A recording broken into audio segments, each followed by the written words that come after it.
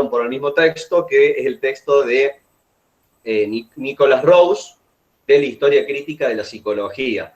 Ese va a ser el único texto que vamos a estar viendo hoy, porque es un texto largo, complejo, complicado, con un lenguaje bastante engorroso, que por ahí no se le entiende con mucha claridad qué es lo que quiere decir.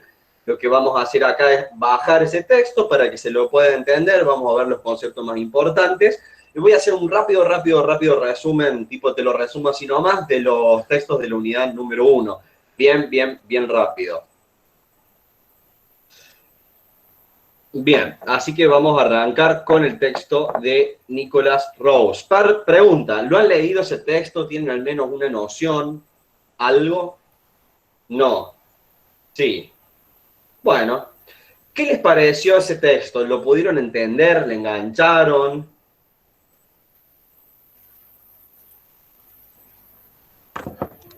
Se perdió mucho. Bien, sí. Sí, es un texto bastante complicadito. Es muy complejo, tal cual.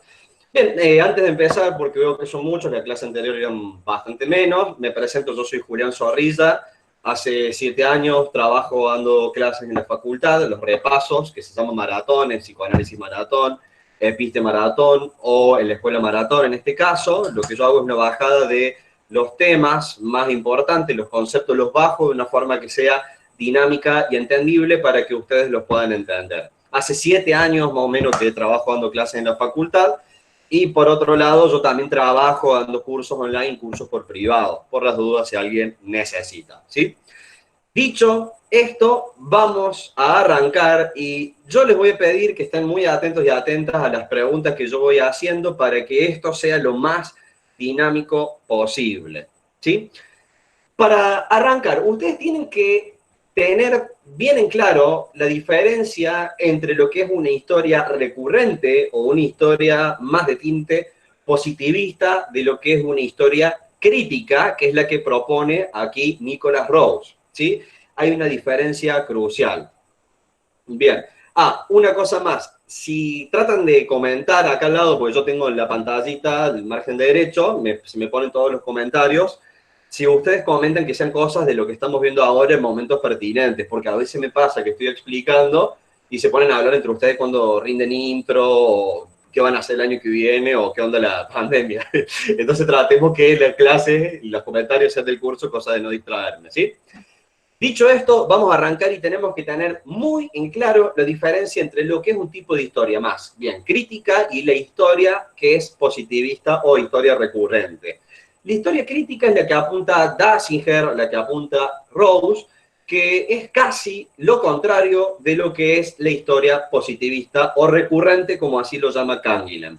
Para que ustedes sepan, la historia crítica es una forma de hacer historia de la disciplina o historia de la ciencia que va a tener en cuenta los contextos políticos, sociales, económicos, históricos, culturales, patriarcales, profesionales, etcétera, ¿sí? De hecho, algunos de los que mencioné los vamos a trabajar en este texto. Diferente a la forma de hacer historia que tiene el positivismo, que es un tipo de historia bastante sesgado y bastante limitado y restrictivo, porque no tiene en cuenta lo social y tampoco tiene en cuenta lo histórico. Y si hablo, no, hablo como puedo, ¿sí? Recuerden que va a estar grabada la clase. Si hablo muy rápido, dígame. Es un texto largo, así que le tenemos que meter, ¿sí? Claro, eso, hablo como para llegar en 2 horas a dar este texto. Menos, 1 hora 40. Bien. Una cosa más, odio dictar, así que no me pidan que les dicten, menos ahora porque está grabada la clase, así que lo van a tener en un rato, ¿sí?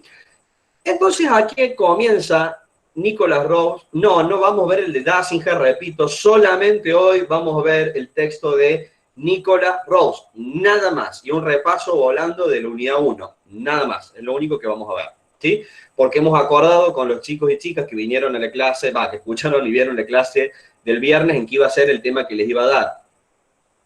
Lo van a subir apenas se cargue, eso también, ¿sí? Dicho esto, ¿cómo ya esas dudas? Arrancamos, por favor, ¿sí?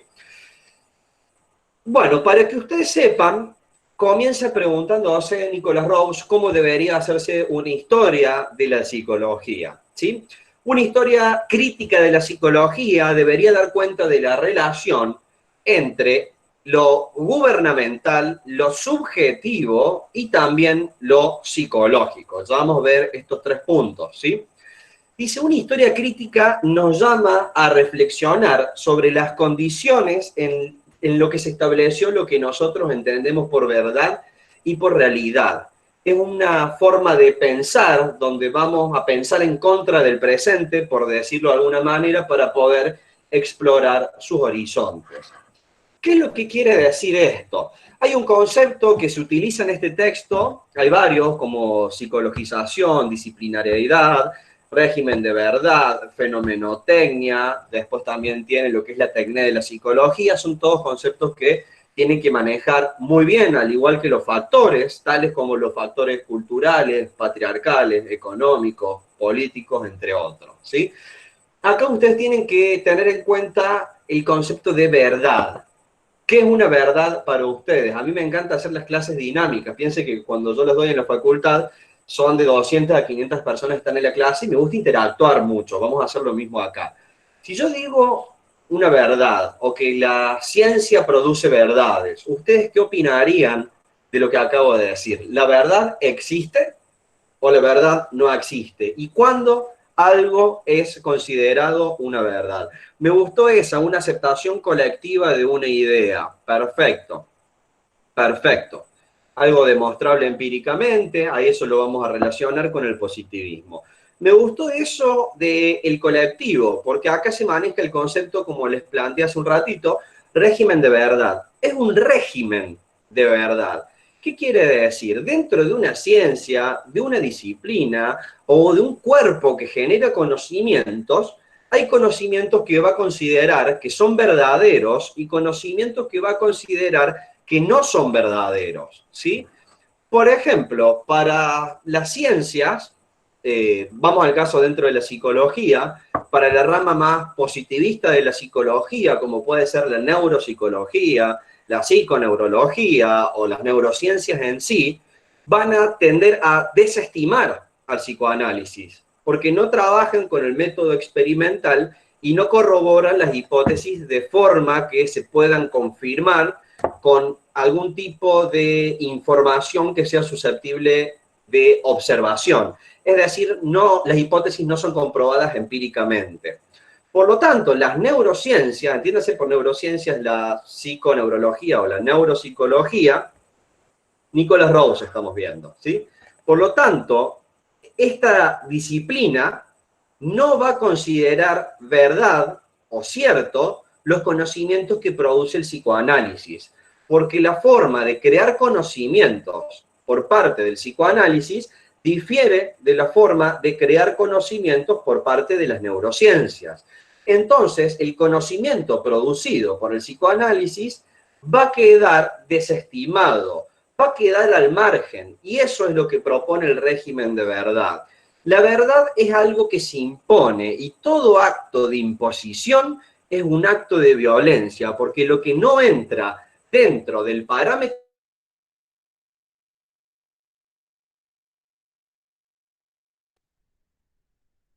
ser excluido, queda marginado. Y eso les va a pasar a ustedes el año que viene cuando hagan neurociencia y van a ver que los profes critican al psicoanálisis. Y desde el psicoanálisis se critica a las neurociencias. Es como que cada uno marca su propia cancha. Y en este marcar la cancha también se produce gracias a los discursos que provienen de una determinada disciplina. Ya vamos a ir a ese punto, pero más o menos, ¿les quedó claro el concepto de régimen de verdad con el ejemplo que les di? Bien, espectacular, espectacular. Bueno, ahora vamos a arrancar, yo les voy diciendo más o menos los títulos, así se van guiando con el texto, ¿sí? La psicología, eso tiene que ver con los tres momentos y críticas de Rawls, no necesariamente, de hecho todo este texto se relaciona básicamente todos los puntos, ¿sí? Vamos a seguir ahora con la psicología y sus historias. Bueno, te comento, Micael Eli, que yo he preparado una clase que ha sido organizada de una determinada manera, que es muy simple. Ustedes vayan al original y vayan viendo los títulos por los que yo voy. Lo hice en el orden que está en el texto, ¿sí? Yo siempre preparo la clase y tengo una estructura y una organización. Por eso por ahí si me preguntan, no sé, los 3 momentos de Nicholas Rose, cuando recién arranco, como que me descoloco un poco, ¿sí? Por eso nada, es como lo tengo organizado. Vamos ahora con el texto La psicología y sus historias. Para que ustedes sepan, se dice que las ciencias psicológicas, o también se llaman las ciencias psi porque denominan con el prefijo psi a todas las disciplinas que empiezan con psi. Por ejemplo, no hay problema, no te disculpes. Psiquiatría, psicología, psicopedagogía y el psicoanálisis serían partes de esas ciencias psi. Ahora bien, se dice que las ciencias psicológicas tienen un pasado extenso, pero una historia corta. Vamos a ver por qué. Bien, tiene un pasado extenso porque si nos ponemos a pensar desde cuándo se viene desde cuándo se realizan especulaciones sobre la patología del alma o la naturaleza del alma, esto proviene hace milenios prácticamente. Si quieren podemos hablar de los griegos, podemos hablar de Platón, podemos hablar de Aristóteles. Entonces la historia de la psicología, como el estudio de las patologías del alma o de la mente, como le quieran decir, se remonta desde hace miles de años. Por eso es un pasado extenso, pero es una historia corta, dice. ¿Por qué una historia corta? ¿Qué se les ocurre a ustedes? Vamos, son 210 personas. ¿Qué se les ocurre que propone Nicholas Rose?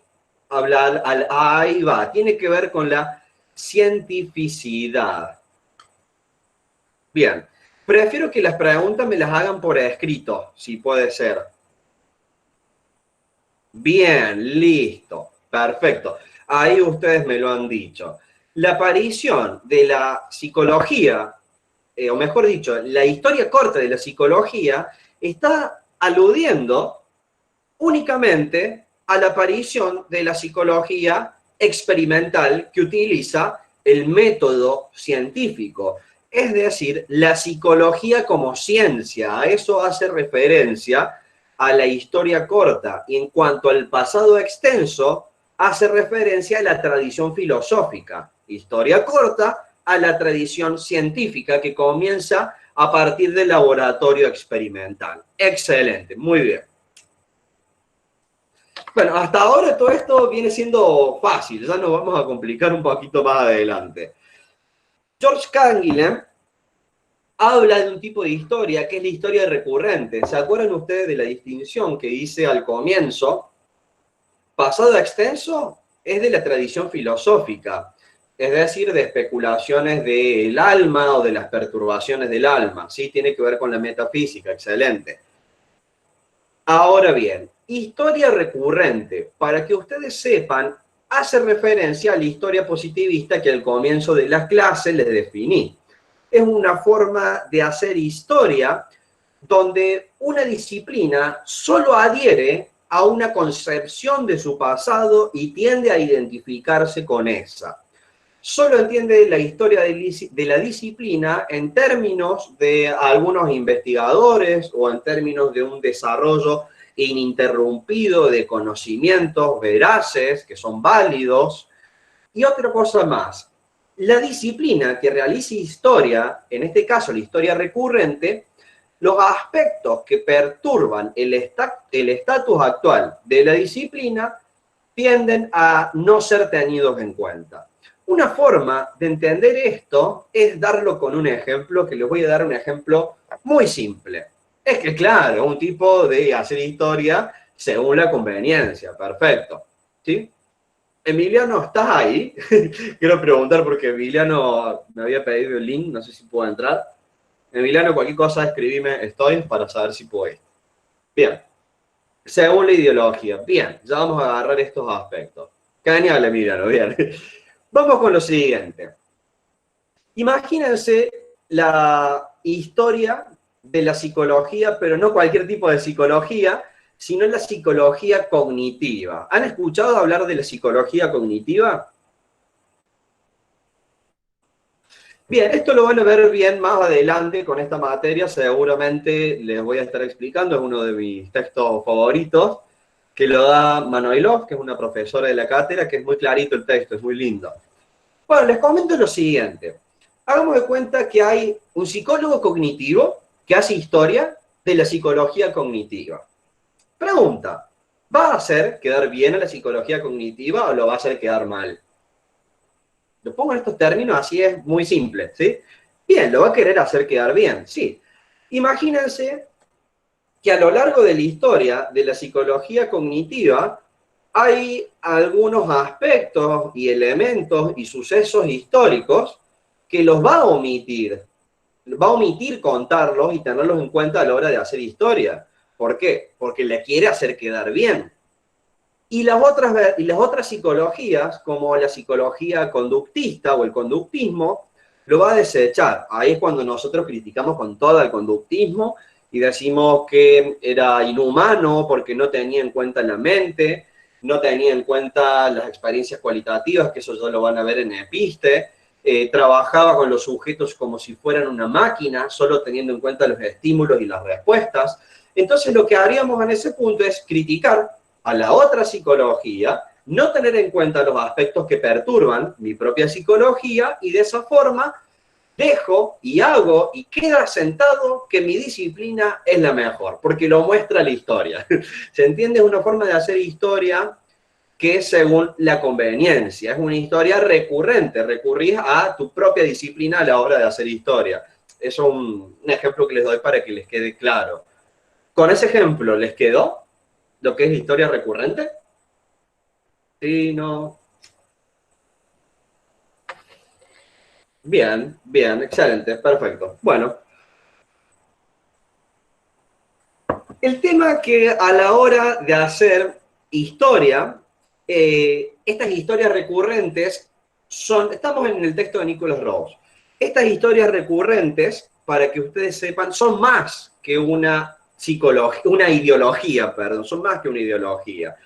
Dice Nicholas Rawls que desempeñan un papel constitutivo en la mayoría de los discursos científicos, porque usan el pasado para deslindar el régimen de verdad contemporáneo de una disciplina. Y dice que al hacerlo, no solamente usan la historia para vigilar el presente, sino para moldear el futuro. Esto se lo estoy dando con las palabras de Rawls, pero para que ustedes lo entiendan, que es lo que me gusta hacer a mí, que es entender, relaciónenlo con el ejemplo que vimos recién. Deslindar es marcar el límite. ¿Qué es lo que hace entonces esta historia recurrente? Es más que una ideología, porque estos discursos propios de las historias recurrentes marcan la cancha, marcan los límites del régimen de verdad. Lo que es verdad es solamente el conocimiento que produce la psicología cognitiva. El conductismo queda por fuera, el psicoanálisis queda por fuera, ¿se entiende? De esa forma dice que es verdadero y desestima lo que considera que no lo es porque no se adecua a lo que esa disciplina considera científico, ¿sí? Esto lo hace para vigilar el presente y también para moldear el futuro. Porque si nosotros entramos a psicología, leemos la historia de la psicología y todas las cátedras, todos los textos coinciden en que la psicología cognitiva es la mejor, y bueno, nosotros vamos a ser entonces psicólogos cognitivos. Entonces moldea también el futuro de la psicología cognitiva. ¿Quedó claro? Sí, no. Genial. Bien. Bien, eso me gusta hacer a mí, es como traducirle los textos que son complicaditos. Para mí la psicología es eso, es decir, cosas simples, fáciles, de forma complicada. Esa es la psicología, ya se van a dar cuenta. Bien, tal cual. Sí, este es muy rebuscado. Vamos ahora con una cosita más que es interesante, que es respecto a lo que ocurre en la década del 60.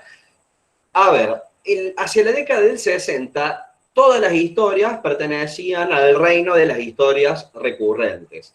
Pero en la década del 60 las cosas empiezan a cambiar porque empiezan a gestarse otras formas de hacer historia, como la forma de hacer historia de la psicología por parte de la sociología crítica, claro, la época de oro, la sociología crítica y los críticos culturalistas. Empezaron a hacer una nueva historia de la ciencia, en particular de las ciencias psicológicas, que tendría en cuenta lo social y lo político y lo histórico.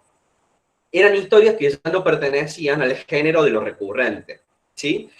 Igual para que ustedes sepan, porque acá se les puede llegar a complicar un poquito con el texto, lo que ocurre es que estas formas de hacer historia tenían en cuenta los factores políticos, patriarcales, culturales, económicos y profesionales, los tenía en cuenta, pero el problema es la forma de trabajar con estos factores, que allí es un punto donde Rawls difiere. ¿Qué quiere decir?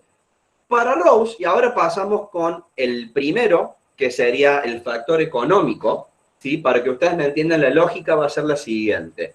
La sociología crítica y los críticos culturalistas hicieron como un boom, un cambio en la década del 60, ya que hacían historia de la disciplina o de la ciencia de una forma diferente a la historia recurrente. Tendría en cuenta lo cultural, lo patriarcal, lo económico, lo político, sociología crítica, los críticos culturalistas, ¿sí? Harían ciencia, o mejor dicho, historia de la ciencia de una forma diferente, pero difiere Rawls en la forma de hacer historia de estos sujetos. Y en cada factor vamos a ver qué propone la sociología crítica o los críticos culturalistas, y vamos a ver cuál es la oposición o la crítica o el cambio que hace Rawls, ¿sí? Una cosa es sociología crítica, críticos culturalistas, otra cosa es Rawls y otra cosa son las historias recurrentes. Con eso les tiene que quedar súper claro, ¿sí? Está claro hasta ahora, todavía no desarrollé ninguno, pero me han seguido, por lo menos para entender que son diferentes. Bien, espectacular. Buenísimo. Mazo, pero sí. Bueno, sí, listo. Buenísimo. Vamos a arrancar entonces con los factores económicos. Los factores es uno de los temas que más me interesa de este texto. Es bastante interesante la vuelta de tuerca que da Rawls.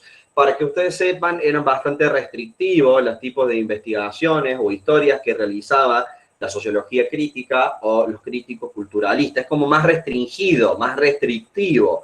En cambio, Rawls, a la hora de hacer historia, considera que hay que tener en cuenta más aspectos, ir más allá de lo que se nos presenta simplemente al frente. Les va a quedar claro con los ejemplos. En los factores económicos simplemente hago la reseña, porque Rawls no se explaya mucho de qué dice la sociología crítica.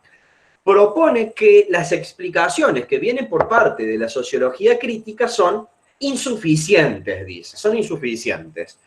Para Rawls hay que estudiar la relación entre capitalismo y el surgimiento de las disciplinas psicológicas, analizando las condiciones políticas, institucionales y conceptuales que dieron lugar a la formación de diversas nociones de economía, mercado, clases trabajadoras o sujeto colonial. Vamos a ver qué quiere decir esto. Para eso tenemos que entender qué es el capitalismo. Vamos con el capitalismo. ¿Qué propone para ustedes el capitalismo? Lo que se les venga a la mente. O al teclado. Bien, ahí va, me gustó lo que dijo Gabriela Guevara y Estela Maris. Bien, consumo, producción.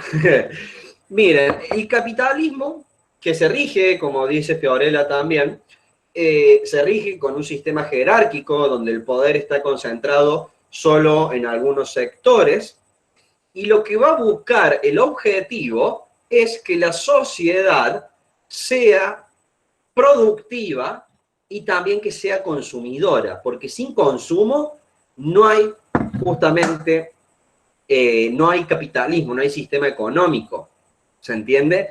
Entonces necesita que la sociedad, que, bueno, ahí como dijeron también los trabajadores son explotados, ¿sí? Lo que quiere el capitalismo es que los sujetos sean productivos, sumisos y consumidores, ¿sí?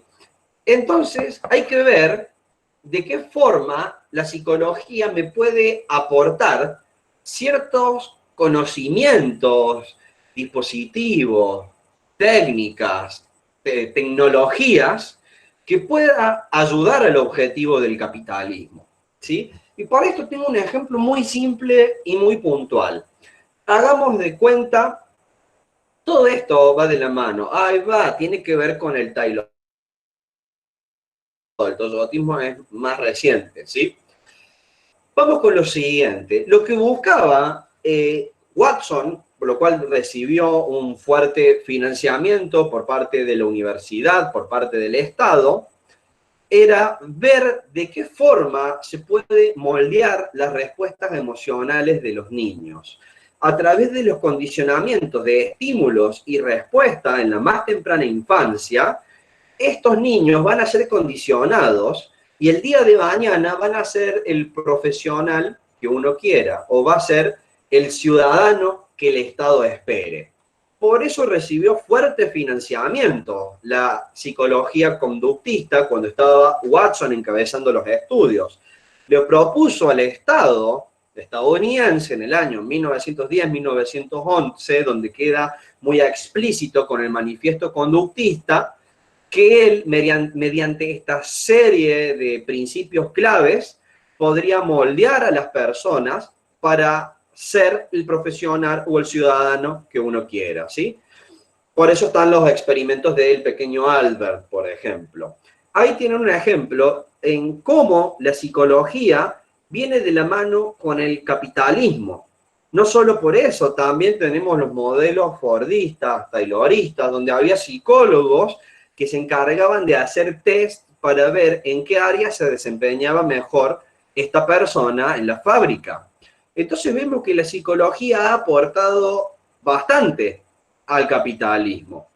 Perfecto, el positivismo es una de las bases filosóficas del capitalismo. Bien, ¿les quedó claro este punto? Los ejemplos que yo le di de Watson y de la fábrica es para que ustedes puedan entender cómo la psicología puede aportar a un modelo político y económico tal como el capitalismo. Perfecto. No es que hay que estudiar el capitalismo para moldear a la gente, sino que hay que estudiar la relación entre el capitalismo y el surgimiento de la ciencia psicológica y cuál ha sido su relación. No es que el capitalismo moldea a la gente, o sea, sí lo hace, sí lo hace, pero en este punto Rawls quiere ver la relación en cómo el capitalismo hace, hizo y ayudó al surgimiento de la psicología. Bien, ahí va, bien. Vamos ahora con los factores profesionales, ¿sí? Bien, respecto a los factores profesionales, los sociólogos consideraron, los sociólogos críticos, consideraron como una cuestión simple el atribuir los intereses a los individuos perdón, me agarró un lapsus, u agrupaciones. Doy un ejemplo de los tipos de estudios que han hecho los sociólogos críticos respecto al factor profesional. A ver, durante la Segunda Guerra Mundial, cuando estaban todos los varones en la guerra, en Europa, ¿quién empezó a trabajar en la fábrica? ¿Quiénes empezaron a trabajar en la fábrica? Bien, las mujeres. Listo, perfecto. Termina la guerra, la Segunda Guerra Mundial. Los hombres vuelven al hogar, ¿sí? Y quieren volver a trabajar en las fábricas. Entonces las mujeres parece ser que tendría que volver a la casa. A ver, no es que yo creo esto, ¿sí? Sino que empezaron a salir un conjunto de investigaciones por parte de las disciplinas psicológicas o de las ciencias psi, que la conclusión a la que llegaban era que la mujer tenía lo que se llama el instinto maternal, ¿sí? Además de que eran emocionalmente inestables. Por eso tendrían que volver al hogar para relegar su vida a la maternidad y a la labor doméstica. En los años 50, perfecto. De esa manera, las fábricas volvieron a tomar a los hombres nuevamente, ¿sí? Podemos criticar esto desde un montón de lugares, pero para que ustedes sepan, este tipo de investigación y las críticas que le hacemos a estas investigaciones son bastante restrictivas, ¿sí? Las críticas o esta investigación que hemos traído proviene de la sociología crítica. Lo que dice Rawls es que hay que investir no, estoy con psicoanálisis todavía, hay que invertir la línea de investigación. ¿Qué quiere decir? Dice que estas explicaciones simplemente suponen lo que se proponen explicar. Dice que hay que estudiar cómo se forman estos intereses, cómo se forman estas alianzas. Lo voy a hacer esto con un ejemplo muy simple, ¿sí? Una cosa es estudiar históricamente las investigaciones de los años 50. Y ahí decimos, uy, estos científicos, estos investigadores eran unos machistas, eran unos machirulos, respondían al modelo patriarcal, son un desastre. Una cosa es hacer eso. Y otra cosa es estudiar de dónde aparecen esos intereses. Por ejemplo, ¿por qué quería que la mujer vuelva al hogar? ¿Qué sectores querían que hicieran esto? ¿Se dan cuenta de la diferencia? Uno más restrictivo es criticar las investigaciones, el otro es tener en cuenta el contexto de una forma más amplia, entender cómo surgen estos intereses. ¿Quedó claro? ¿O es lo mismo para ustedes? Bien. Bien, genial. Perfecto. Vamos ahora con los factores políticos, ¿sí? Por eso se dan cuenta de que en cada uno de estos factores, primero traemos lo que dice la sociología crítica o los críticos culturalistas y después está Rawls diciendo, pero tendría que ser más de esta forma, ¿sí? Bueno, ahora vamos con los factores políticos. Bien, las historias sociológicas de las ciencias psicológicas suelen ver al Estado como el origen, el orquestador y el beneficiario de muchas de las prácticas sociales que se llevan a cabo bajo el nombre de la psicología o la psiquiatría, ¿sí? Vamos de vuelta. Primero, sociología crítica. La sociología crítica apunta a dar cuenta de cómo el Estado se beneficia y se ha beneficiado de las prácticas psicológicas. Ejemplo, las investigaciones de Watson, ¿sí? Ver de qué forma puedo moldear a los niños para que sean este o este otro adulto, ¿sí? Eso es el objetivo que tienen las investigaciones de la sociología crítica, ver cómo el Estado se beneficia de los conocimientos o prácticas de la psiquiatría y la psicología. Voy con otro ejemplo más. Imagínense que el capitalismo o el Estado necesita que la gente sea sumisa, consumista, productiva, estable, y cuando alguien empieza a ser inestable, deja de ser productiva, deja de ser consumista, deja de ser sumista o sumisa. ¿Y qué es lo que pasa en ese punto? Ahí decimos que este sujeto que está inestable está dentro de lo patológico, está fuera de la normalidad. Y se le pone un diagnóstico, por ejemplo, déficit de atención, depresión, esquizofrenia. Y la psicología y la psiquiatría van a buscar restablecer la normalidad, entre comillas, del sujeto para que vuelva a ser productivo, para que vuelva a ser sumiso y para que vuelva a ser consumista. Ahí tienen otro ejemplo de cómo el Estado se beneficia de las prácticas psicológicas o los conocimientos que produce la psiquiatría y la psicología.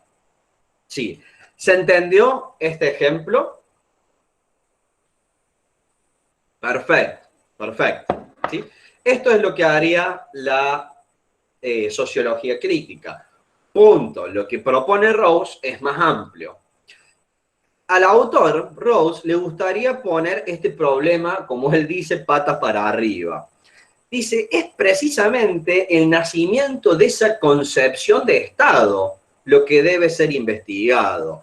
Hay que investigar la formación de una nueva forma de autoridad política en ese periodo.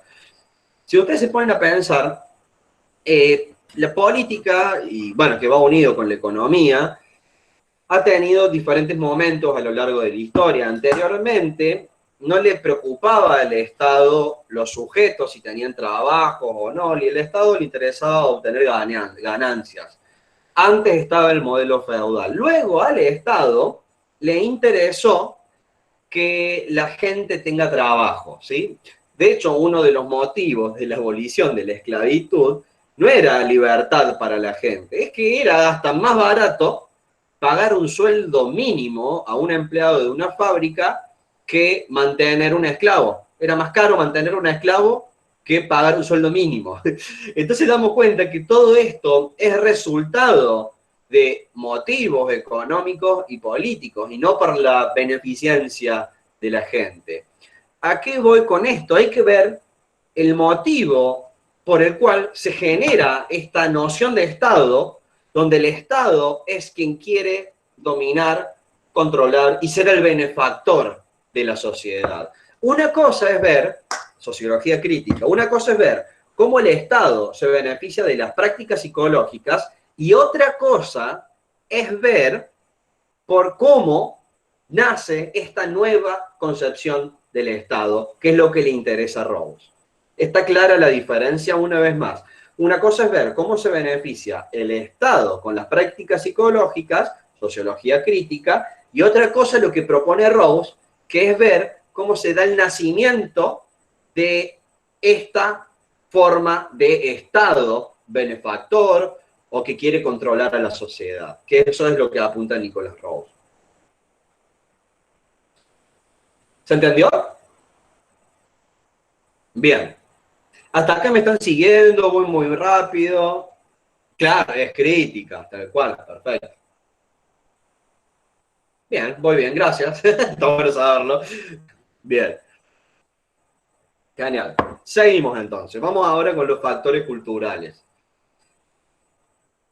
Fíjense, este es uno de los puntos que puede llegar a ser el más complicadito. Tenemos los culturales y después vamos a pasar a los patriarcales. ¿Sí? Vamos primero con los culturales. Los críticos culturales solían ver el inicio de la psicología en el síntoma, escuchen, en el siglo XX como el síntoma o como un síntoma de la mentalidad de la época. ¿Qué quiere decir? A comienzos del siglo XX, la gente empezó a ser más autosuficiente, más introspectiva, pensaba en sí mismo, era el individuo un individuo aislado, no interesaba la verdad colectiva o qué opinaban todos, interesaba más bien la verdad individual. Perfecto, son más individualistas.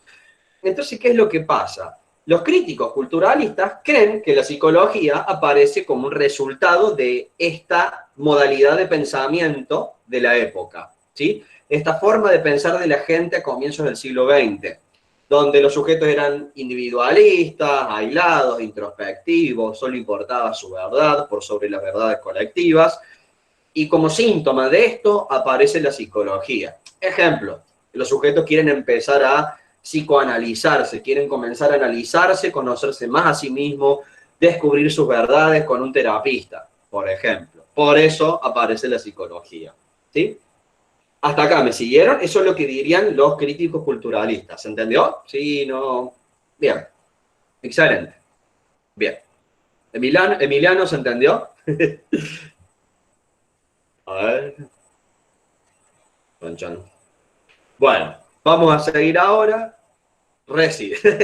Bien, presten atención con este punto. Eso es lo que dirían los críticos culturalistas. Pero, me encantan los pero. Les digo la función del pero, que esto les va a salvar horas de lectura. Cuando ustedes estén leyendo un texto y diga pero o sin embargo, el pero o el sin embargo sirve para deslegitimar todo lo que estaba antes de ese pero sin embargo.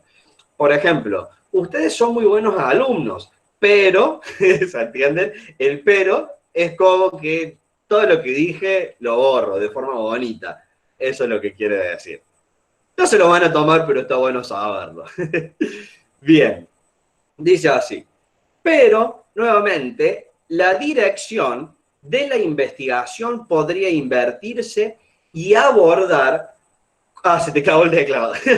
Podría invertirse y abordar cómo en diferentes momentos históricos y en relación con diferentes problemas y personas, las prácticas éticas recurrieron a aspectos del conocimiento, sí, recuerden, psiquiatría, psicopedagogía, psicoanálisis, psicología, a los procedimientos técnicos y a las personas con autoridad para lograr los mecanismos de autoconducción de los individuos. Le quiero decir qué quiere decir todo esto. A ver, en vez de ver la psicología y en vez de entender la psicología como un resultado del pensamiento de la época, comienzo del siglo XX, lo que habría que hacer, sí, se guarda este video, estén tranquilas y tranquilos. Lo que se debería hacer es lo siguiente, es ver cómo en diferentes momentos se recurre a los conocimientos y prácticas de la psiquiatría y la psicología y la psicopedagogía y el psicoanálisis para lograr los mecanismos de autoconducción de los individuos por parte de las personas con autoridad. Les doy un ejemplo, ¿sí? Vamos a lo siguiente. Va por ahí, va por ahí. Entiéndanlo de esta forma. La escuela, que esto tiene que ver con el ensamblamiento. La escuela ahora está teñida, está psicologizada, por decirlo de alguna manera. Todos los profes tienen al menos alguna noción de lo que es el síndrome de déficit de atención o la hiperactividad o el autismo. Dicen que es normal o que este chico está dentro de la patología. Tienen un gabinete psicológico o también van psicopedagogas a acompañar a los alumnos, también van acompañantes terapéuticos. Entonces lo que vemos es que el ámbito educativo, que es el ejemplo que les estoy dando está totalmente psicologizado, por decirlo de alguna manera. Se recurre a la ciencia sí, psiquiatría, psicología, psicopedagogía, para la autoconducción de los individuos. Por ejemplo, para que este niño se adapte al aula, para que se adapte a las tareas, ¿sí? En las fábricas o también en algunos lugares o espacios laborales, cuando uno no anda bien, se pide carpeta psiquiátrica, tiene que ir al psicólogo o al psiquiatra para poder volver a lograr la estabilidad, la normalidad, entre muchas comillas, y volver a trabajar con la misma gana de antes. Entonces lo que vemos en todos estos ejemplos es que la cultura recurre a las disciplinas psi para lograr la autoconducción de los individuos. ¿Se entiende? Y ahí es cuando se dice que no entiendo cuál sería la crítica de Rawls. Me perdí. Bien, vamos de vuelta, una vez más. Dice que la dirección hay que invertirse. A ver, vamos de nuevo. A ver, como ustedes dicen. Y se lo hago una pregunta, respondan las 191 personas que están acá. Miren, es lo mismo entender que la psicología es el resultado del pensamiento de la época del siglo XX a estudiar cómo la cultura o algunos sectores solicitaron los conocimientos de las disciplinas psi para lograr la autoconducción de los sujetos. ¿Es lo mismo? No. Bien. El primero que les dije es de los críticos culturales. Y el segundo que les dije es de Nicholas Rawls. No es lo mismo. Hay una gran diferencia. Digo no porque todos dicen no. ¿Por qué? Y porque no es lo mismo. Es tan simple como eso. No es lo mismo. Es un giro. Claro, ahí va, ahí va. Una cosa es ver... Sí, me río para no llorar, tal cual. Chicas y chicos, vamos con la última. ¿Sí? Vamos, escuchen. Dejen de escribir, presten atención. Vamos con la última. Una cosa es de parte de los críticos culturalistas. La última vez que lo explico. Por parte de los críticos culturalistas, ¿sí? Que ven el inicio de la psicología como un síntoma de la mentalidad de la época. Los sujetos eran más individuales, más aislados, introspectivos. Eso es una cosa.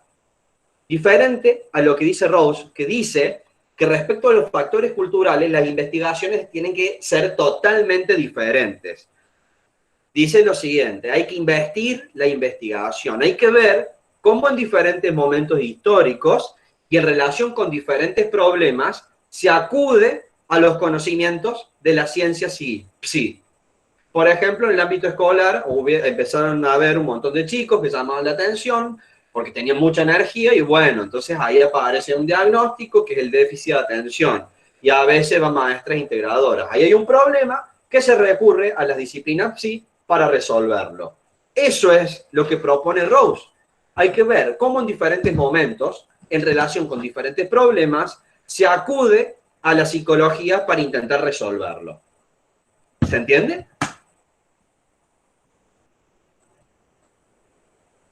Bien, bien, ahí va, listorti. Bien, genial. Vamos a estar hasta las 2 de la mañana, ¿pueden hasta las 2? Sí, ponen, no. No, no puedan. No, vamos a ver, hasta que terminemos el... No colapso. No, no voy a colapsar. Acá me hace compañía la luz, como siempre. Bien, bien, vamos con lo siguiente. Quiero hablarle, si apruebas por tu casa, sí. Es tu triste wifi. Es tu triste wifi, me parece. Bien, presten atención, vamos a lo siguiente. San Julián. ¿Se les corta o no se les corta? Dígame, porque si no, de última salgo y vuelvo a entrar. No. Bueno, entonces ustedes tienen problemas. Bien. Bueno, joya. Punto. Volvemos. Quiero hablarles un poquito de lo que son las llamadas tecnologías de subjetivación. ¿Alguien sabe qué son las tecnologías de subjetivación?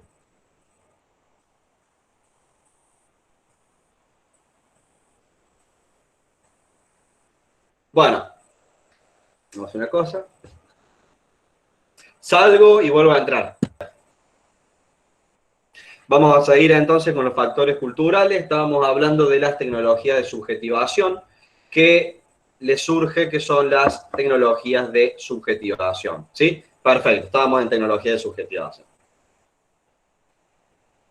Bien. Bueno, la tecnología de subjetivación, para que ustedes sepan, son tecnologías que se usan para moldear la subjetividad de la gente. Les doy un ejemplo, la psiquiatría, la psicología, la psicopedagogía, ¿se entiende? Desde el comienzo, vamos a pensar en el caso de un niño que está yendo a la primaria y vemos que tiene un muy mal comportamiento. Bueno, entonces se recurre a la psicología para que asista a este niño y pueda ayudar a adaptarse, miren la palabra, adaptarse a el aula y la vida escolar o el mundo escolar. ¿Se entiende? Son tecnologías de subjetivación porque impactan en la subjetividad de las personas. Y si ustedes se dan cuenta, la psicología o los conocimientos y prácticas de la psicología no solo los tiene el psiquiatra. Chicos y chicas, vamos a seguir entonces con los factores culturales. Ya les expliqué lo que son las técnicas de subjetivación. ¿Sí? Vamos ahora con los factores patriarcales, que es el último y a su vez el que me parece más interesante. ¿Sí? Es lo siguiente, para que ustedes sepan, acá es un punto donde les va a romper un poco la cabeza en un buen sentido. Dice, quizás la crítica histórica reciente, rápido, tecnología de subjetivación, sería, por ejemplo, la psiquiatría, la psicología, la psicopedagogía, el psicoanálisis, que buscan subjetivizar a las personas, impactan en la subjetividad, de la forma de pensar y ver el mundo de la gente. ¿Sí? Es simple, un concepto bastante simple. Ahora bien, vamos con los factores patriarcales. Factores patriarcales. Pasamos al siguiente factor. La crítica histórica reciente, más importante de las psicociencias, dice que quizás fue la escrita por las feministas que buscaban dejar constancia del papel desempeñado por la psiquiatría y la psicología en la divulgación del mito de que la mujer apoya un orden patriarcal y legitimaba lo que es la infantilización femenina. Estamos en factores patriarcales, ¿sí? Recuerden, factores patriarcales. Bien. No, unidad número 2, chicos. O chicos, chicas. Texto de rock, perfecto, ¿sí? Bien. ¿Qué hace fumando? ¿Ese es su ídolo, chicos? ¡Apágalo, Otto!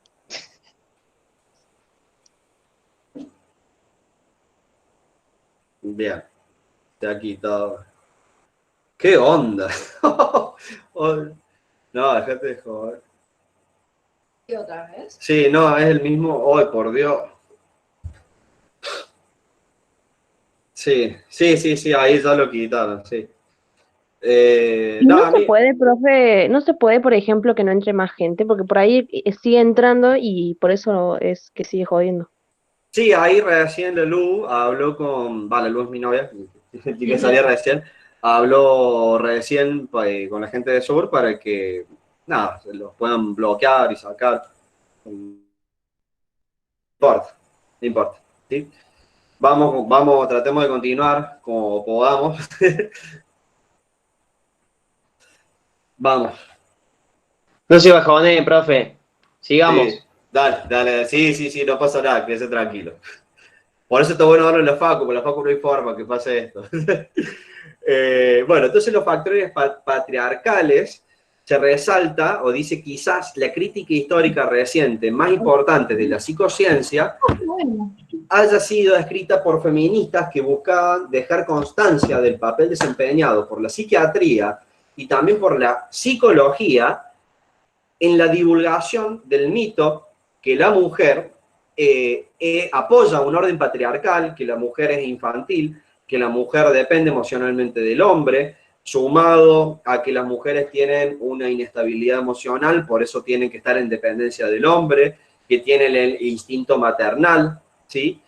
Todo esto, para que ustedes sepan, fueron críticas de las investigaciones por parte de las feministas. ¿Se entendió esto por ahora? Dígame sí, no. Bien, genial. Mazo. Muy simple. La psiquiatría, la psicología, habían realizado algunas investigaciones que apoyaban al mito de que la mujer tiene inestabilidad, ¿sí? Que son dependientes de los hombres, que tienen un instinto maternal. Todo esto fue objeto de crítica de las investigadoras feministas. Eso es lo que he dicho. Pero para Rose, la investigación debe ser diferente. Dice lo siguiente, sin embargo, fíjense, acá tenemos el pero o el sin embargo, casi siempre compartió con otras formas de crítica una lógica de explicación en términos de intereses previos y subyacentes. ¿Qué es lo que quiere decir? Vamos al siguiente caso. No está mal estas investigaciones, pero para Rose son insuficientes. No solamente, como lo vimos, no solamente es como lo vimos hace un rato, cuando estábamos hablando de los factores profesionales, que hablábamos, por ejemplo, del mito, del instinto maternal, entre otras cosas. Para que ustedes sepan, lo que debe hacerse es no señalar con el dedo, por ejemplo, diciendo qué mal estos investigadores, estos psicólogos, estos psiquiatras que estudiaban la mujer y sacaban investigaciones donde las conclusiones eran que son inestables emocionalmente, que tienen instinto maternal, dependencia, etcétera, ¿sí?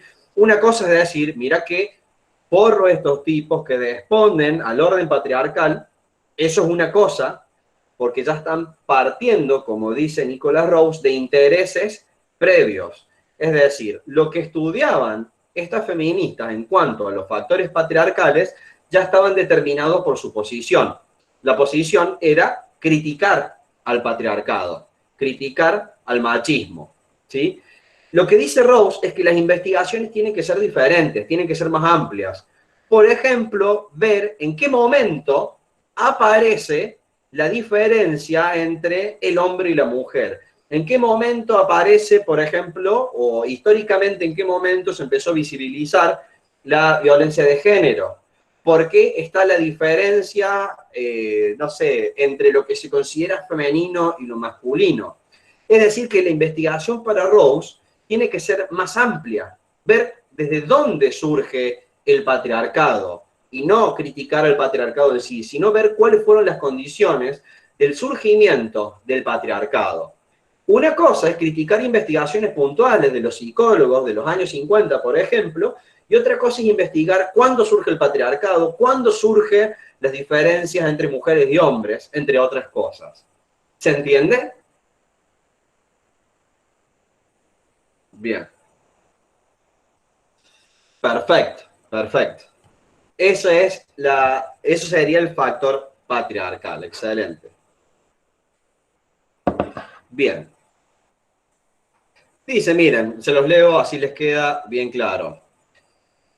Una vez más, la tarea de la historia crítica es invertir las líneas de investigación, analizar precisamente cómo ese proceso se llevó a cabo y a través de cuáles prácticas se conformó y se diferenció el género. Es más amplio, no solamente criticar las investigaciones machistas que respondían al patriarcado de la década del 50, 60, 70, sino ver cómo surgieron las diferencias de género, cuándo apareció el orden patriarcal. Es más amplio lo que propone Nicholas Rawls. Sobre todo lo que propone Rawls es dejar de lado las presuposiciones o la ideología que uno tiene, ¿sí? Yo si soy, por ejemplo, feminista o machista, mis investigaciones no tendrían que estar teñidas de mi posición ideológica, sino que mis investigaciones tendrían que ser lo más objetivas y amplias y esclarecedoras posible. Eso es lo que propone Rawls, por lo menos en cuanto a los factores patriarcales.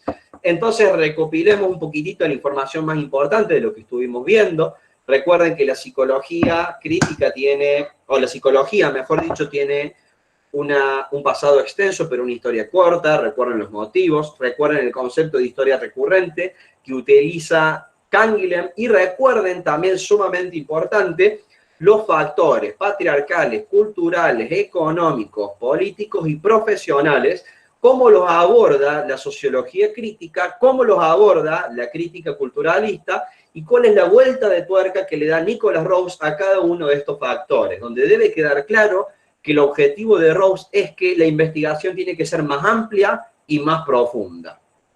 ¿Quedó claro? Es como un rápido resumen, así nomás, de lo que estuvimos viendo hasta ahora. Genial. Perfecto. Perfecto. Chicas y chicos, escuchen, nos tomamos 5 minutitos nomás, así terminamos con este texto, ¿sí? A las 22 seguimos, 9:22, pero 22 en punto, continuamos. ¿Les parece bien? Así van al baño, yo también tengo que ir al baño, van al baño, ponen agua para el mate, lo que sea. Se comen un par de cucharadas de locro. Bien. Sí, pueden charlar acá, no hay ningún problema. Feliz 25 de mayo a todos y todas, ¿sí? Muy simple, ¿no? Bien. Escuchen, chicos y chicas, tenemos que ver ahora los conceptos más importantes, ¿sí? Para que ustedes sepan, tenemos que ver los conceptos tales como régimen de verdad, disciplinarización, psicologización, después vamos a ver la relación entre gobierno, autoridad y ética, entre alguna que otra cosa más, ¿sí? Respecto a la fenomenotecnia, que es bastante extenso, únicamente por el hecho de que no vamos a llegar con el tiempo, ¿sí? Pero ya explicamos los factores, ya explicamos los culturales, ya explicamos todo eso, ¿sí? Vamos a avanzar ahora. Bien, para que ustedes sepan, respecto a la fenomenotecnia, por cuestiones temporales, ahí va, está bien, son tecnología aplicada en leyes, está bien, está perfecto. Quiero decir que la psicología forma parte de las técnicas de ensamblamiento, que la psicología o las disciplinas sí están ensambladas. ¿Alguien sabe qué significa ensamblamiento o ensamblar? ¿Qué se les ocurre? Ensamblamiento. Unir, perfecto, perfecto, unir partes. Bien, forma parte de las tecnologías o técnicas, o está ensamblada en el sentido de que se ha ensamblado en el ámbito educacional, se han tribunales, se ha ensamblado en el ámbito jurídico, se ha ensamblado en el ámbito de la salud. Ahora, por ejemplo, hoy en día, si ustedes piensan en tribunales, está el psicólogo forense, el psicólogo judicial, está la psicología policial, está la psicología criminológica, la psicología criminal, etcétera. Es decir, que ese ámbito, el ámbito judicial, se ha ensamblado con la psicología, se ha unido los tribunales y la psicología, y ahora es muy común ver, por ejemplo, psicólogos que realizan pericias. Se ha ensamblado la psicología y la policía en el sentido que la psicología es quien realiza las entrevistas de admisión o los peritajes, por ejemplo. Se ha ensamblado la psicología y también el mundo del transporte, porque los colectiveros, colectiveras o taxistas necesitan primero tener una entrevista, un diagnóstico por parte de un psicólogo o psicóloga para ver si pueden trabajar en ese rubro. Esos son los ensamblamientos, es cuando se une la psicología a un determinado ámbito. A ver, la psicología y la salud queda muy claro, ya se entiende de por sí, pero piensen en lo educacional con la psicopedagogía, piensen en lo laboral con las áreas de recursos humanos, por ejemplo, en los call centers, etcétera, ¿sí? Esos son los ensamblamientos que ha tenido la psicología. Vamos ahora a lo interesante, así vamos agilizando y pasamos ahora al régimen de verdad, que este es un concepto que habíamos visto medianamente al comienzo del texto. Con el régimen de verdad hay que tener en cuenta que la verdad no es algo dado, algo que existe con independencia de las personas, sino que la verdad, para que ustedes sepan, no es solo el resultado de una construcción, sino que además de ser un resultado de una construcción y ser subjetiva, también es resultado del cuestionamiento. La verdad se instala y toda instalación de la verdad se realiza mediante un acto de violencia, porque cuando algo se impone como una verdad, el resto pasa a ser excluido. ¿Qué ejemplo se les ocurre cuando algo se impone donde el resto es excluido? La religión, ¿sí? Hagan de cuenta que en mi caso yo soy agnóstico, yo no creo en Dios. Y yo iba a una escuela donde sí era totalmente católica, y hagan de cuenta, no es que esto haya pasado, hagan de cuenta que los grupos, todos mis compañeros eran católicos. Y cuando se ponían a hablar de Dios y yo quería opinar, me decían, no, Julián, vos no podés opinar porque vos no podés creer en Dios. Únicamente, y me empiezan a hablar de Dios. Y yo digo, bueno, pero yo no creo que exista, yo creo que es algo diferente lo que existe. Por parte del otro lado, lo que yo digo no entra dentro del régimen de verdad. ¿Se entiende? Y lo que yo digo pasa a ser excluido y marginado. Por eso las verdades muchas veces se imponen y toda imposición implica un acto de violencia.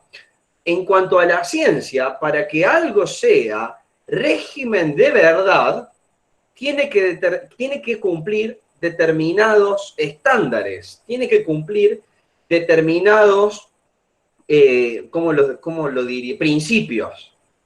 Tiene que ser cuantificable, tiene que ser susceptible de trabajar en un laboratorio, los resultados, ahí va, requisitos, los resultados en el laboratorio se tienen que replicar y reproducir, tiene que utilizar la estadística. Estas son las técnicas de verdad. Cuando una ciencia utiliza las técnicas de verdad, entra dentro de las técnicas de verdad. En algún momento, la psicología no utilizaba la estadística y tampoco utilizaba el método experimental o el laboratorio. Y en ese momento, la psicología era tildado de otra cosa, cualquier otra cosa menos ciencia, por parte de las disciplinas positivistas. Luego la psicología se positivizó, por decirlo de alguna manera, y empezó a emplear la estadística y empezó a emplear también el método experimental o el trabajo en el laboratorio. De hecho, por eso muchas veces se dice que el nacimiento de la psicología es con el laboratorio experimental o la psicología experimental de Wilhelm Wundt, ¿sí? Esas son las técnicas de verdad. Una ciencia, una disciplina o una escuela que no utilice estas técnicas queda excluida y queda marginada. ¿Quedó claro lo que les expliqué recién? Bien, genial. Ahora, presten atención.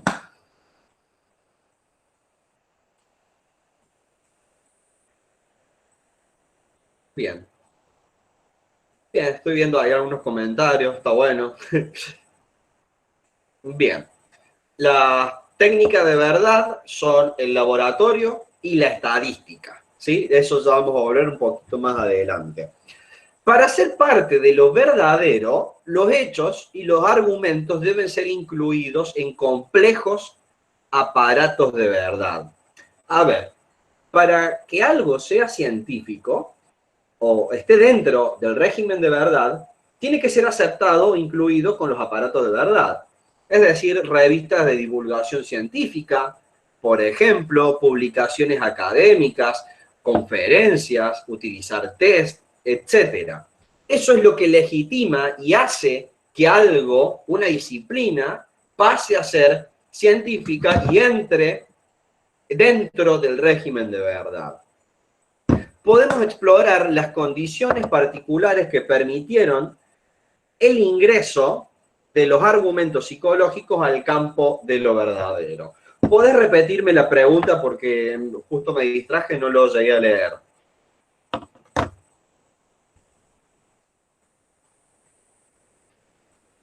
Bueno, cuando puedas me escribís ahí la preguntita, no la llegué a leer. Algo de las pseudociencias eran, ¿sí? Vamos a avanzar. Eso es respecto a las técnicas de verdad. Cuando lleguemos al final les voy a hacer un rápido repaso de cada uno de estos conceptos.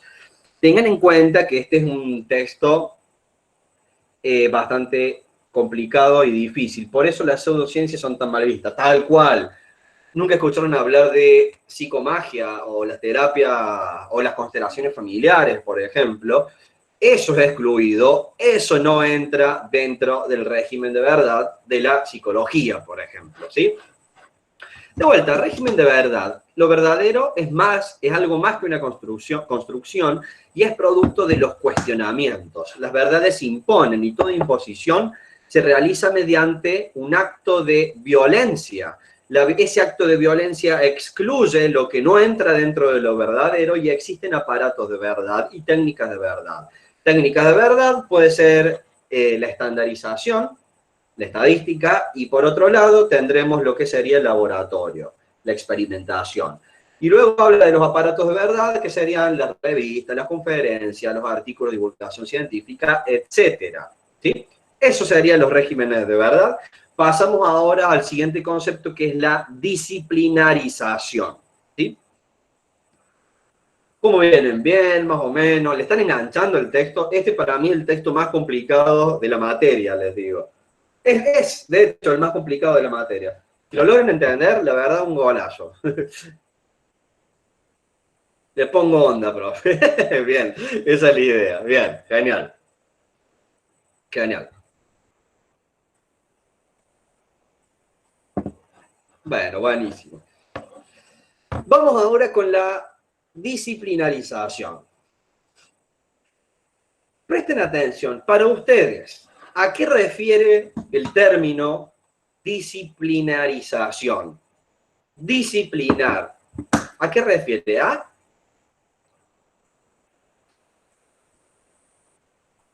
Va por ahí. También por otro lado, amoldar, normativizar, control de límites. Bien. Concretar algo me gustó. Educar también me gustó. Y acá atrás me soplaron la respuesta, la luz, que es disciplina. Disciplina. Disciplinarización hace referencia a dos cosas. A disciplina y a disciplinar. ¿Sí? ¿A quiénes hay que disciplinar?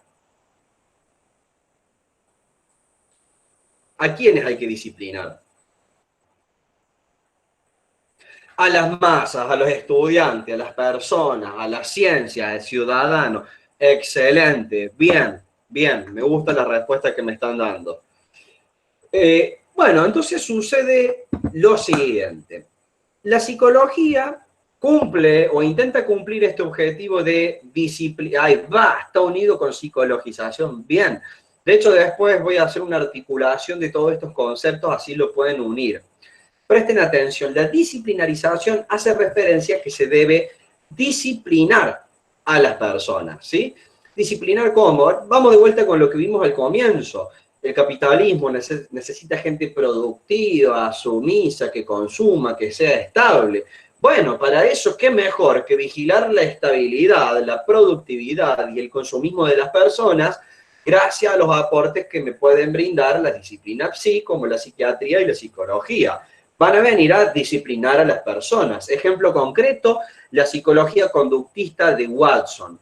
Pero por otro lado, el término disciplinarización hace referencia a cuando se instala la psicología como una disciplina.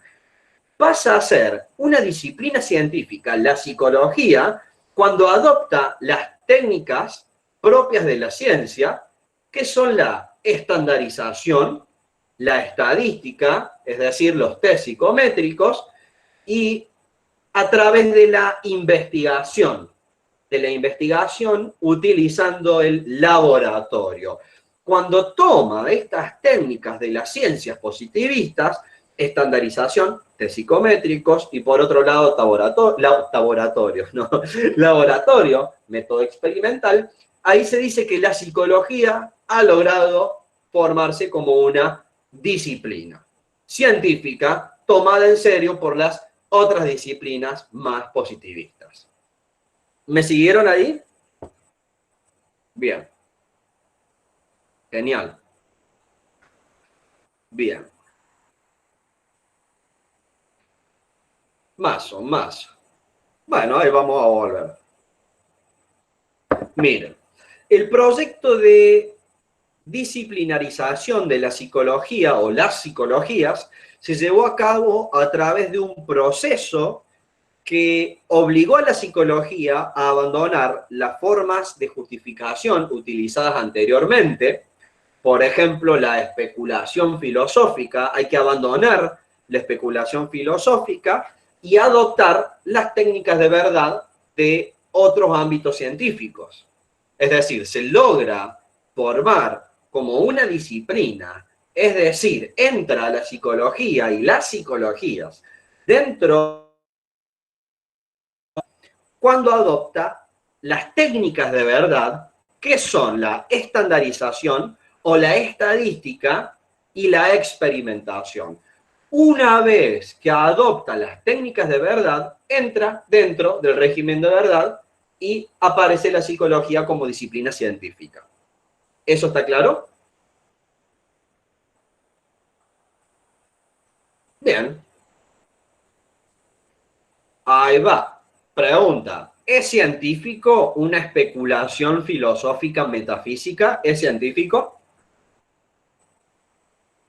No. Y si yo quiero ser ciencia, ¿tengo que abandonar la metafísica?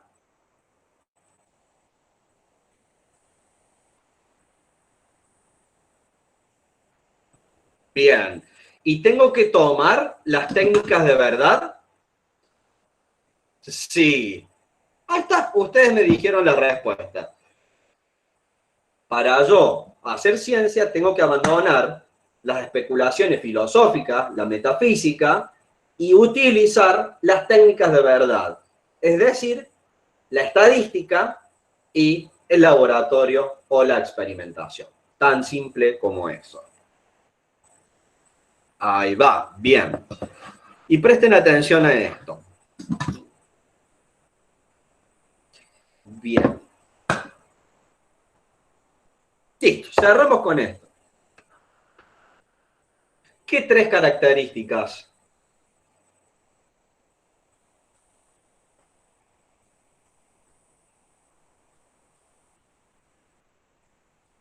Ah, subjetividad, gobierno, bien. Bien, ya les va a quedar claro cuando lleguemos al final. ¿Sí? Bien. Sí, ya vimos fenomenotecnia. Bien, vamos ahora con el otro concepto clave que es la psicologización. Rápido repaso te lo resumo así nomás. Hay alguien ahí con el micro, por favor, apáguelo. O sea, no está hablando, pero se escucha con interferencia, ¿sí? Entonces, de verdad y también sería estas técnicas de verdad o la disciplinarización. Régimen de verdad, la verdad se impone, toda imposición es un acto de violencia porque excluye. Para que algo sea considerado dentro del régimen de verdad, tiene que estar dentro de los aparatos de verdad, conferencias, revistas científicas y utilizar las técnicas de verdad. Luego pasamos al concepto de disciplinarización. La psicología se forma como una disciplina y se forma como una disciplina cuando toma las técnicas de verdad utilizadas por otras ciencias más positivistas, estadística y la experimentación a través del laboratorio. La psicología, las ciencias psicológicas también vienen a disciplinar a las personas. ¿Cómo disciplinar? Sí, por ejemplo, en la escuela, por ejemplo, en el ámbito de la salud, en los tribunales, en la familia, etcétera. Eso es como un breve resumen de lo que vimos anteriormente. Y vamos ahora con el concepto de psicologización. A ver, esta disciplinarización está ligado a lo que es el término de psicologización. Díganme ustedes qué les sugiere la psicologización. Sí, tiene algo que ver porque habla mucho de política. Para ustedes, ¿qué es psicologización?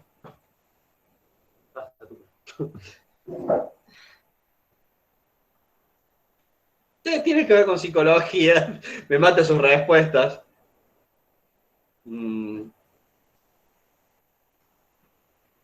Bien. Bueno, va por ahí. Tiene que ver con eso de expansión de la psicología. Bien.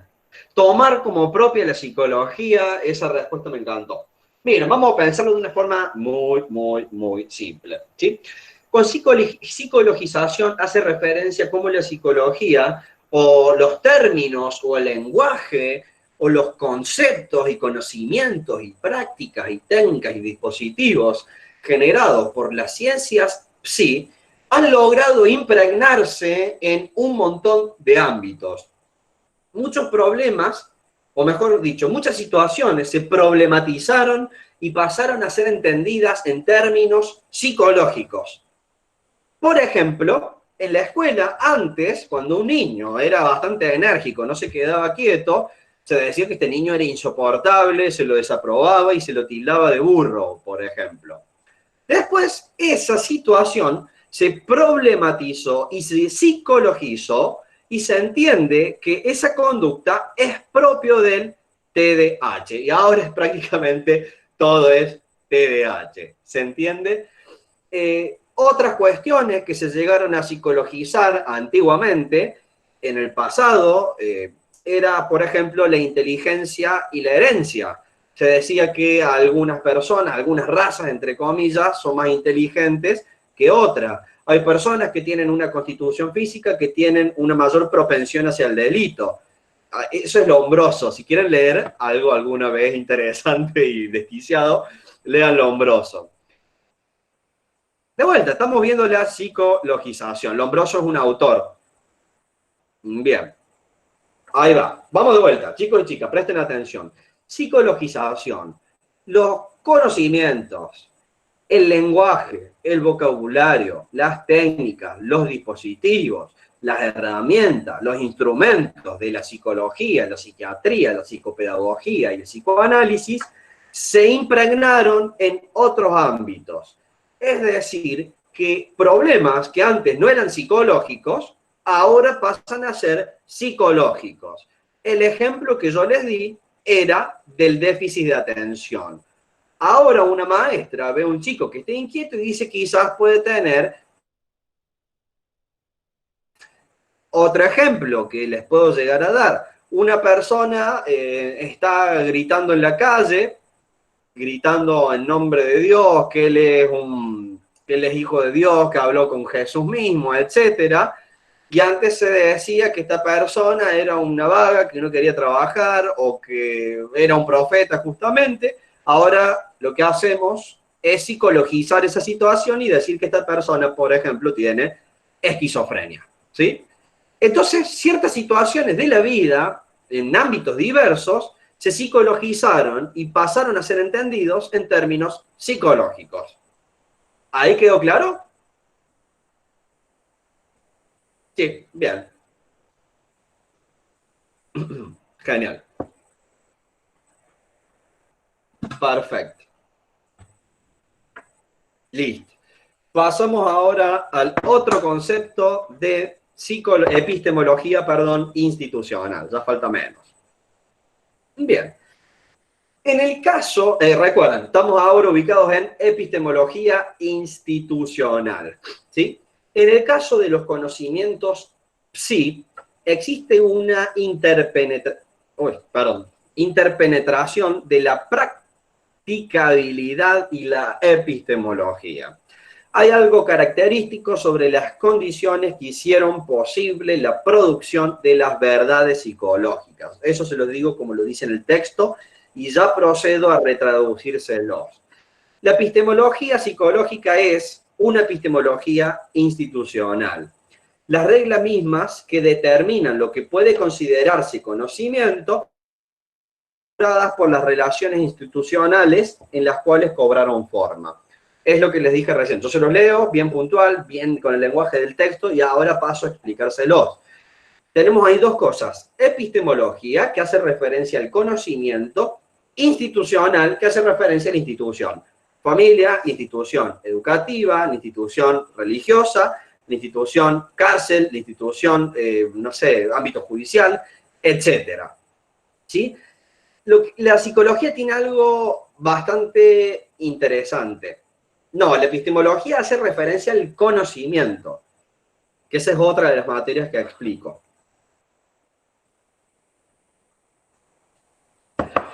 Imagínense lo siguiente. El conocimiento de la psicología se fue generando en las instituciones donde se ensambló la psicología. ¿Qué es lo que quiere decir esto? La psicología se ensambló en el ámbito judicial. Y una vez que la psicología empezó a trabajar en el ámbito judicial, empezó a generar un montón de conocimientos nuevos. Por ejemplo, las pericias que pueden realizar. Por ejemplo, el estudio forense, ¿sí? Por ejemplo, realizar perfiles a los criminales. Por ejemplo, etcétera. ¿Qué quiere decir? Que los conocimientos de la psicología se van generando, profundizando, ampliando en la medida en que se está inserto en una institución. Una vez que la psicología está en el ámbito educativo, ahí se empiezan a desarrollar un montón de conocimientos. Una vez que la psicología se inserta en el ámbito laboral, se empiezan a desarrollar un montón de conocimientos. Por ejemplo, cómo lograr un ámbito saludable de trabajo. Cuando la psicología se inserta en el ámbito judicial, se empiezan a desarrollar un montón de conocimientos. Entonces, lo que vemos es que la psicología, cuando se inserta en las instituciones, empieza a desarrollar conocimientos profundizándose. Epistemología significa conocimiento o rama de la filosofía que estudia el conocimiento, e institucional hace referencia a diversos ámbitos. La psicología, cuando se inserta en estos ámbitos, empieza a desarrollar conocimientos a la par que se inserta. ¿Se entiende? ¿Quedó claro con los ejemplos y la explicación que le di? Y ahí aporta nuevos conocimientos, tal cual. A ver, chicos, vamos a lo siguiente. Ustedes pueden realizar conocimientos y una investigación de la psicología forense.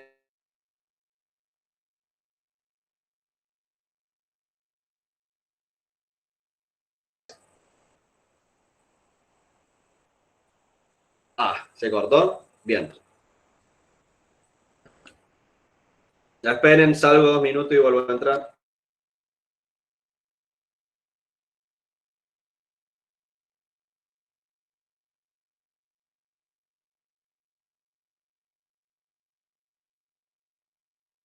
Ahí volví, chicos.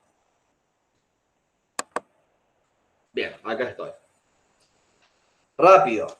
Entonces, ustedes, si no son psicólogos forenses, pueden desarrollar conocimientos de cómo el psicólogo forense realiza pericias. Para ustedes, si lo hacen desde fuera, ¿es más fácil? No, es más difícil. Porque una vez que el psicólogo o el profesional está inserto en la institución, allí es más fácil y están todas las condiciones propicias para que se puedan desarrollar todos los conocimientos pertinentes. Sí, hay una página, se llama Afilad, ustedes entran a Afilad y tienen ahí todos mis cursos disponibles. Eso sería la epistemología institucional. Epistemología institucional, que en la práctica que realiza la institución se desarrollan los conocimientos. Eso sería, nada más. ¿Quedó claro?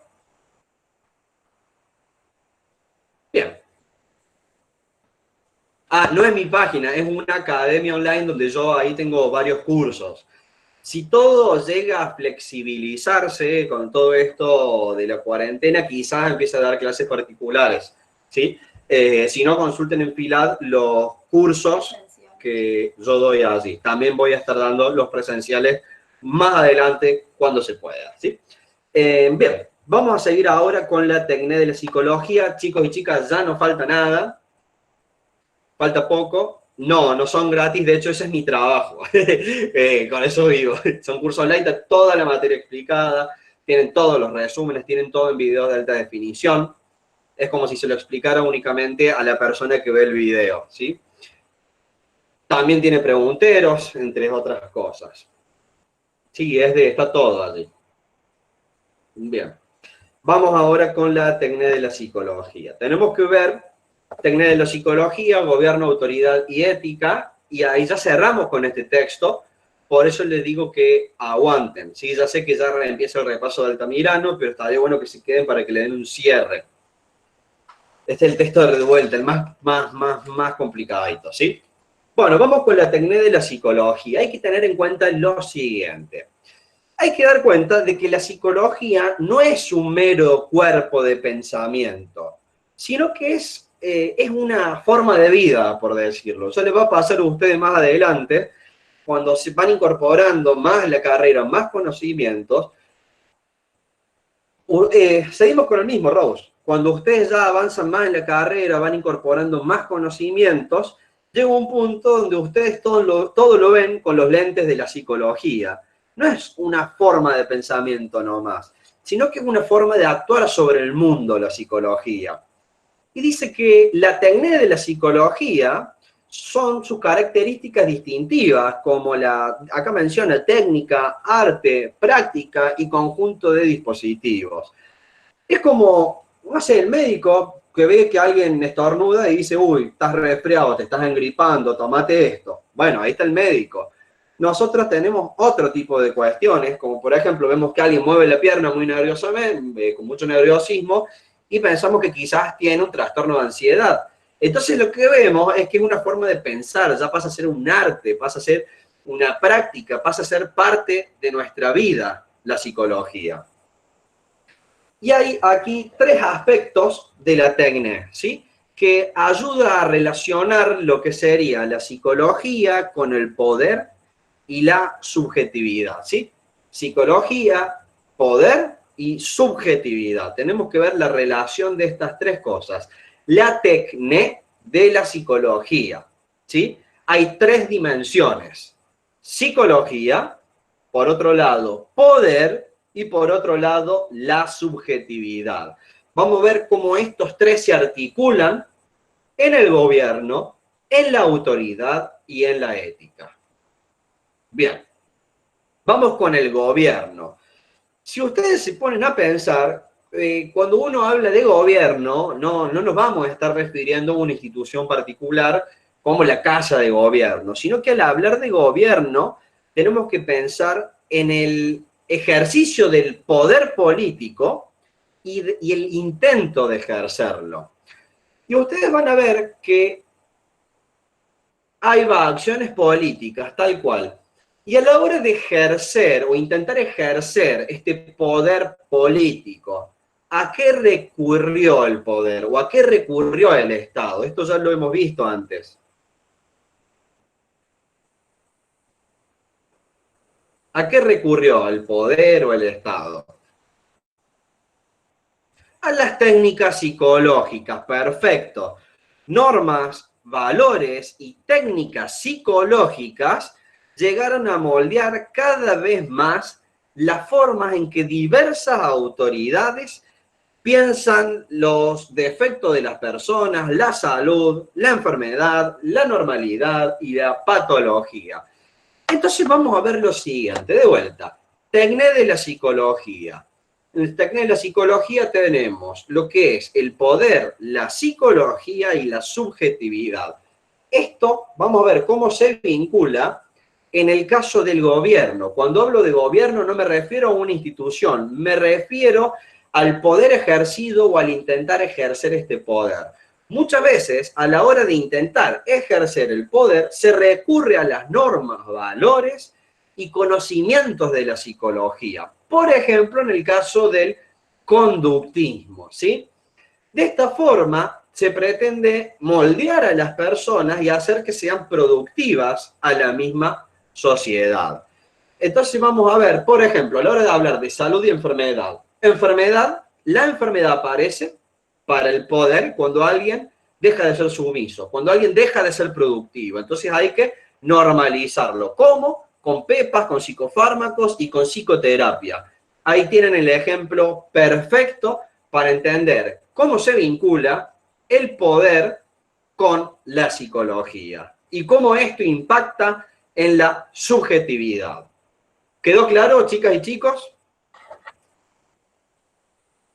Bien, excelente.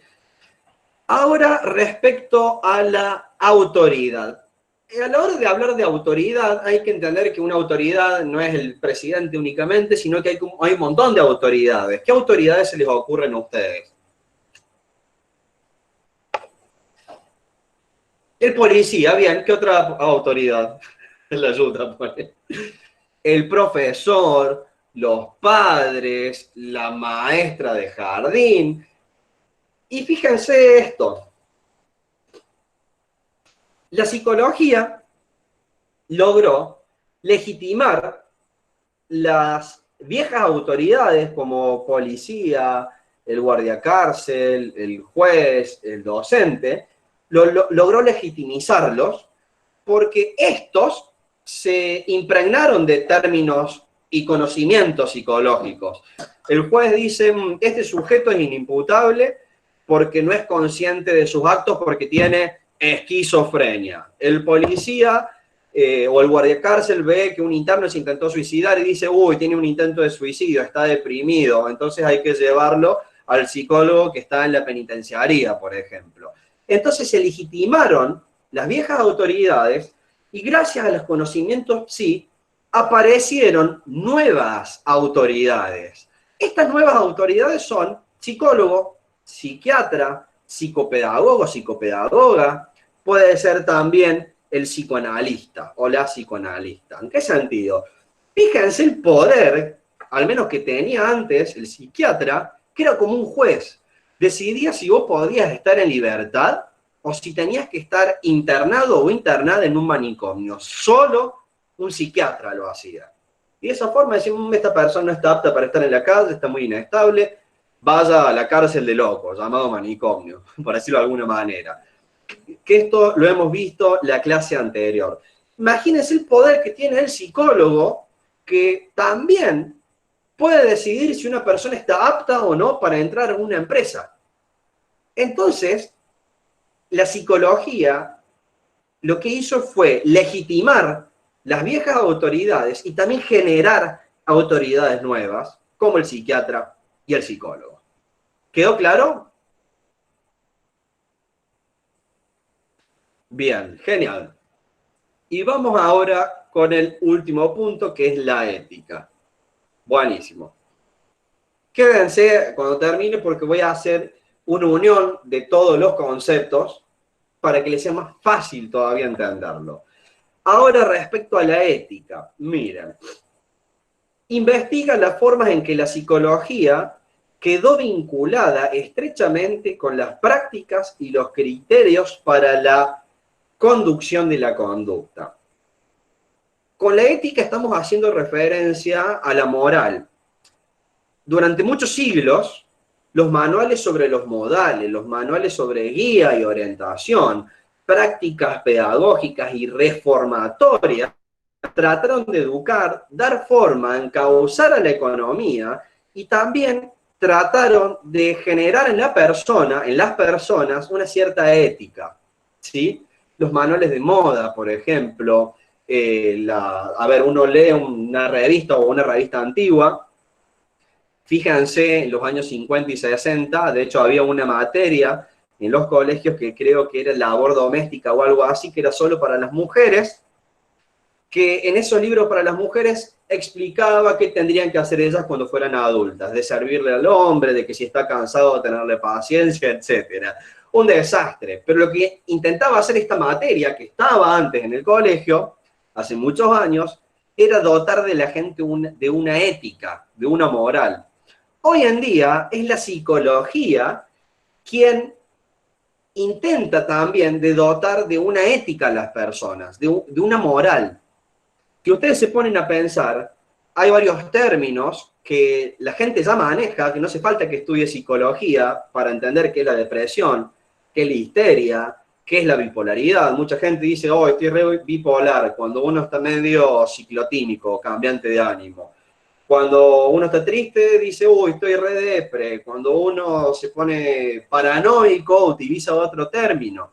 Si ustedes se fijan, este lenguaje psicológico se impregnó en las personas, se incorporó y ahora hace también a la ética de nosotros. Eso es lo que quiere decir. Los conocimientos psicológicos, los lenguajes se impregnaron en las personas e hicieron a la ética, e hicieron a la moral. Por parte del psicoanálisis se estudia lo que es el yo, que es una de las instancias psíquicas, y cuando se estudia el yo, se dice que hay dentro de nuestro psiquismo una instancia que es la moral. Entonces conectamos nuestra moral con nuestra conducta. El sujeto no es solo conducta, tiene algo interno, y entre ese algo interno está la moral. ¿Cómo formamos la moral? Con nuestra relación con los padres, con nuestra relación con la cultura, con nuestra relación con los otros significativos. De esa forma determinamos lo que está bien y lo que está mal. Entonces, para entender este punto, tienen que dar cuenta que con ética hace referencia que los discursos, el lenguaje de la psicología, hizo a la ética de las personas. Eso quiere decir. ¿Quedó, chicos, más o menos? Bien, genial. Ahora presten atención, voy a hacer un rápido repaso, te lo resumo así nomás, de lo que hemos visto en el texto, ¿sí? Vamos a lo siguiente. En el texto comienza diciendo que la psicología tiene una historia, un pasado extenso, pero una historia corta, porque la tradición de las especulaciones del alma o las patologías del alma viene de hace miles de años, pero historia corta porque hace muy poco aparece el método experimental. Historia recurrente, término propuesto por George Canguilhem, sirve para designar a un tipo de historia positivista que es ahistórica y asocial. Este tipo de historia fue la que existió únicamente hasta la década del 60, ya que en esa década empiezan a emerger las historias de la sociología crítica y los críticos culturalistas, que tenían en cuenta los factores culturales, sociales, patriarcales, económicos, profesionales, entre otros más. ¿Qué es lo que sucede? Para Nicholas Rose, esta sociología crítica y los críticos culturalistas tenían una visión o una línea de investigación respecto a la historia de las disciplinas o de la ciencia bastante acotada o restrictiva. Y en cada uno de los factores le da una vuelta de tuerca a Nicholas Rose. Luego vamos a los conceptos. Si vamos a los conceptos hay que tener en cuenta el concepto de régimen de verdad, que es una verdad que se impone, toda imposición es violenta, excluye lo que no es verdadero, lo que no entra dentro de los aparatos de verdad, que serían conferencias, revistas, publicaciones, etc. Luego hay que tener en cuenta lo que es la disciplinarización, que la psicología disciplina a las personas, y también que la psicología se ha formado como una disciplina cuando utiliza las técnicas de verdad como la estadística y también lo que sería la experimentación. Este concepto se liga mucho con el de psicologización, que la psicología se impregnó en la sociedad en muchos ámbitos. Esto se relaciona con los ensamblamientos, y muchas situaciones y problemas pasaron a ser entendidos en términos psicológicos. como el síndrome de déficit de atención o trastorno de hiperactividad. Por último, para que ustedes sepan, tenemos lo que es la técnica de la psicología, que la psicología no es solo una forma de pensar, sino que es una forma de ver el mundo, de entender el mundo, una forma de ser, es una práctica, es un arte, ¿sí? Es un dispositivo el cual portamos quienes estamos impregnados de esta psicología, y a la hora de hablar de estos tres, que era la psicología, el poder y la subjetividad, lo relacionaba con el gobierno, la autoridad y la ética. Respecto al gobierno hay que ver, chicos y chicas, presten atención, ya terminamos. Respecto al gobierno, ustedes entiendan cómo el gobierno utilizó los conocimientos psicológicos para dar solución y respuesta a los problemas que se presentaban, para dirigir y controlar a las personas. Respecto a la autoridad, cómo se legitimaron las autoridades viejas, como el policía, guardia cárcel, el juez, etcétera, y cómo aparecieron nuevas autoridades como el psiquiatra y el psicólogo. Respecto a la ética, hay que tener en cuenta cómo la psicología, el lenguaje, esto va de la mano con la psicologización, se impregnó en las personas e hizo también a la ética y la moral de los mismos. Esto sería el texto de Nicholas Rose, ¿sí? Es un texto bastante complejo y largo, ¿sí? ¿Les ha quedado claro? Mi objetivo era que lo entendieran. Quien vino al repaso el viernes y hoy estoy seguro que está más que preparado o preparada para mañana, le quiero agradecer mucho a la gente de Sur que me brinda este espacio, les agradezco un montón. Y también les quería decir que cualquier cosa, si ustedes quieren consultar por mis cursos online o clases particulares, les dejo el número de teléfono, que les comento que no es mi número de teléfono porque se me ha roto y momentáneamente uso el celu de mi novia, así me escriben allí, voy a responder yo o ella cualquier duda que ustedes tengan, ¿sí? Agradezco eso, que les haya servido, les haya gustado, les comento que voy a estar dando más repasos durante el año, y el año que viene también me van a tener en psicoanálisis. No tengo mi celu, lo tengo roto, apenas tengo el celu, voy a activar el Instagram, pero fíjense en la publicación de Sur que sale ahí en Instagram, ¿sí? Ahí les paso el número de teléfono. ¿Me lo decís, amor, el número? 264. Bien, lo voy a decir en voz alta, así ya queda en el video. 264 4 99 87 59. Bien, ahí les dejo mi número de teléfono, pueden preguntarme cualquier cosa de los cursos online o las clases presenciales. Les deseo muchos éxitos para mañana y agradezco que les haya gustado la clase, ¿sí? Nos vemos, chicas y chicos, y grandes éxitos.